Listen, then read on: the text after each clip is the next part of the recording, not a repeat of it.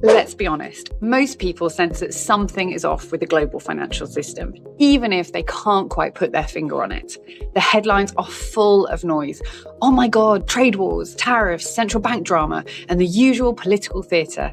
And yet, no one on the ground, at the bus stops, at the supermarket, in the gym, really know what to do about it. But underlying all of this confusion and cognitive dissonance is a shared belief that we are living through a major systemic shift, the kind of shift that only comes around once in a generation, if that. And if you know your history, you'll know these transitions are never smooth. They are never painless and never without chaos.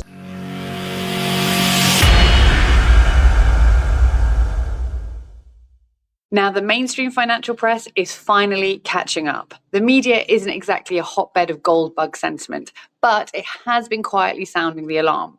The dollar's status as the world's reserve currency is being questioned. It's being questioned not just by the usual suspects, but by policymakers, academics, and crucially, by the world's largest holders of dollar assets. The euro, for all its flaws, is being talked up as a possible alternative. China is openly diversifying its reserves, and everywhere you look, central banks continue to quietly, methodically buy gold. So let's step back and ask, why is this happening now? Why, after decades of dollar dominance, is the world suddenly so jittery? The answer is simple. The system that has underpinned the global finance system since the end of the Second World War is creaking under the weight of its own contradictions. For decades, the US has enjoyed what economists have called exorbitant privilege, the ability to borrow its own currency, run persistent deficits, and have the rest of the world fund its spending by buying treasuries. And in return, the world got a deep, liquid market for safe assets and a currency that could be relied upon in times of crisis. But that bargain is starting to look a little bit one-sided. The US debt pile is now so large and growing so fast that even the most loyal buyers are getting cold feet. China, once the world's biggest holder of treasuries, has been quietly reducing its exposure, shifting into agency bonds, private assets, and most tellingly, gold. Why? Because the risks of holding too many dollars are now obvious. The freezing of Russia's reserves after their invasion of Ukraine was just a wake-up call for Beijing. If the US can weaponize the dollar against one geopolitical rival, what's to stop it doing the same thing to another? The message is clear. The era of the dollar as an unquestioned safe haven is over. The world is hedging its bets. But let's not pretend the euro is ready to take the crown. The eurozone is still plagued by fragmentation, a lack of fiscal union, and a banking system that is far too dependent on dollar liquidity. The euro may be the only credible alternative, but is not exactly a safe pair of hands. It's a bit like the crown prince waiting to inherit the crown from his ailing father, but no one really wants him to because it's a bit of a party issue, and not to mention the drug issue as well. And as for the yen, well, Japan's debt to GDP ratio makes even Washington look frugal. So if the dollar is losing its shine and the euro isn't ready for prime time, well, where does the world turn? The answer, as ever, is gold. And not because gold is perfect or because it's about to become the new global currency, but because it's the one asset that isn't anyone else's liability. You can't print it, you can't default on it, and you can't freeze it with the stroke of a pen or the push of a button in Washington or Brussels. History is full of these moments. You know, the times when the old order breaks down and a new one struggles to be born. The end of the gold standard in 1971 was such a moment. The collapse of Bretton Woods, the rise of the floating exchange rates, the explosion of global debt, all were symptoms of a system in flux. Each time the transition was messy, unpredictable, and marked by financial turmoil.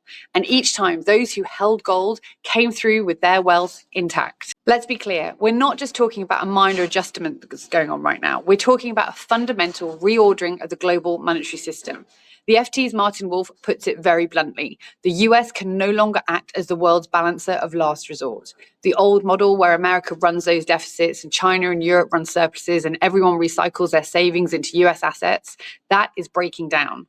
And the result? Political tension, economic instability, and a growing sense that the rules of the game are changing. And when the rules change, chaos reigns. And that's not hyperbole, it's history. When the world moved from the British pound to the dollar as a reserve currency, it took 2 world wars and a Great Depression to get there. When Bretton Woods collapsed, it unleashed a decade of stagflation, oil shocks, and financial crises.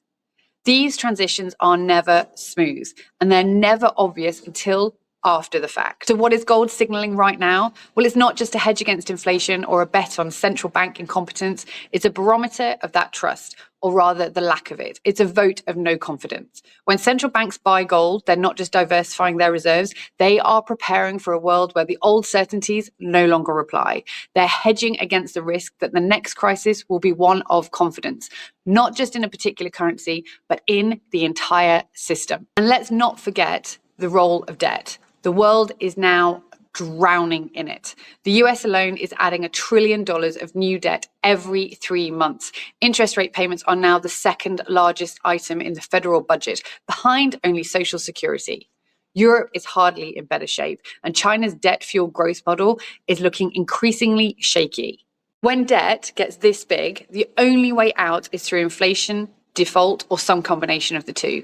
None of these are good news for holders of paper assets. For thousands of years, gold has acted as an anchor, but in modern times, it has become a warning signal. We have heard it referred to as a canary in the financial coal mine for systemic risk. When gold moves, it's not just about inflation or geopolitics. It is about the market's collective judgment that the people in charge have lost control. And right now, that judgment is damning. But let's not get carried away with doom and gloom. Gold isn't about the end of the world. It is about surviving the transition to whatever comes next. When the dust settles, there will be a new order. There will be new rules. There will be new winners and losers. But if history is any guide, those who hold gold will have a seat at the table. What should investors do? First, recognize that we are living through a once-in-a-generation shift. The old playbook of buy bonds, trust the central banks, ignore gold, well, that's no longer fit for purpose. Second, understand that chaos is not a bug of these transitions. It's a feature. There will be volatility and there will be panic and there will be plenty of experts telling you that this time it's different. But it isn't. And finally, remember that gold is not a speculation. It's insurance.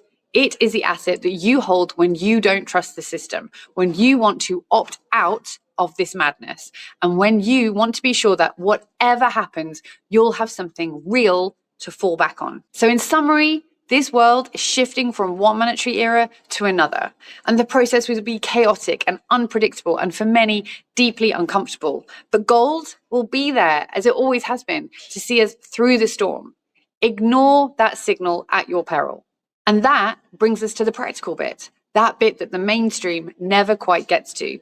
If you see the writing on the wall, if you recognize that the system is shifting and the old certainties are crumbling, then you need an exit strategy. This is something we talk about right here. I'm not talking about getting a bunker in the Highlands or a stash of tinned beans, though by all means knock yourself out, but a way to preserve your wealth and your options as the chaos unfolds. That is where gold comes in. It's not about betting on an apocalypse. It's about having a lifeboat when the ship starts to list. It's about having an exit strategy. Gold is portable, it's universally recognized, and I cannot stress this enough. It is outside the reach of the credit debt-fueled system and the monetary authorities who got us into this mess in the first place. And the world lurches from one monetary regime to the next. Holding physical gold is your way of opting out, of keeping a foot outside the system, and of ensuring that whatever new order emerges, you are not starting from zero. In a world where trust is in short supply, gold is the ultimate exit strategy.